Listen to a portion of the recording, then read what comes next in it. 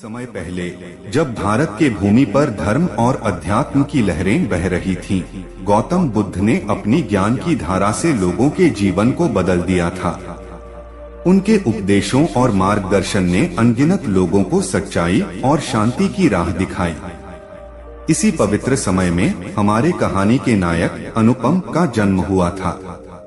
अनुपम एक साधारण गांव का युवक था जो अपने माता पिता के साथ खेती बाड़ी का काम करता था। उसका मन हमेशा बेचैन रहता था और उसे जीवन में कुछ कमी महसूस होती थी।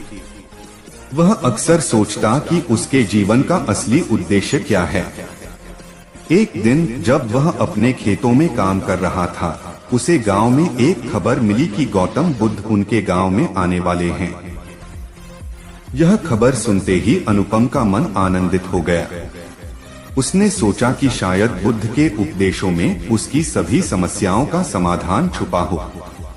बुद्ध से मुलाकात। जब गौतम बुद्ध गांव में आए तो गांव के लोग उनकी उपदेश सुनने के लिए एकत्रित हुए। अनुपम भी वहां पहुंचा और ध्यानपूर्वक बुद्ध के उपदेश सुनने लगा। बुद्ध ने कहा, सच्चा सुख और शांति केवल आत्मज्ञान से ही प्राप्त हो सकते हैं। हमें अपने मन को शांत करके सत्य की खोज करनी चाहिए। बुद्ध के शब्द अनुपम के दिल में उतर गए। उसने सोचा कि यही वह मार्ग है जिसे वह हमेशा से ढूंढ रहा था।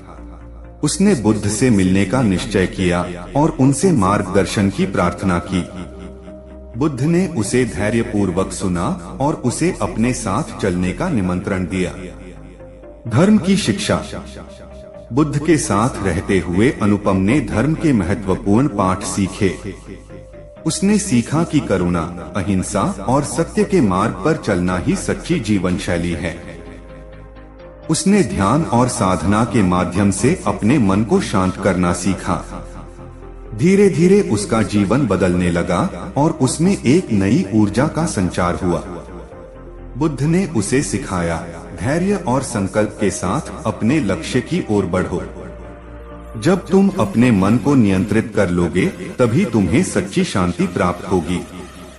बोध गया की यात्रा। बुद्ध के उपदेशों से प्रेरित होकर अनुपम ने बोध गया की यात्रा का निर्णय लिया, जहां बुद्ध को ज्ञान प्राप्त हुआ था। इस यात्रा में उसने कई कठिनाइयों का सामना किया, लेकिन उसकी आस्था और संकल्प ने उसे हर बाधा को पार करने में मदद की। बोध गया पहुंचकर अनुपम ने ध्यान और साधना की। वहां के पवित्र वातावरण ने उसके मन को और अधिक शांति प्रदान की। उसने वहां कई अन्य साधकों से भी मुलाकात की और उनके अनुभवों से सीखा। आंतरिक संघर्ष।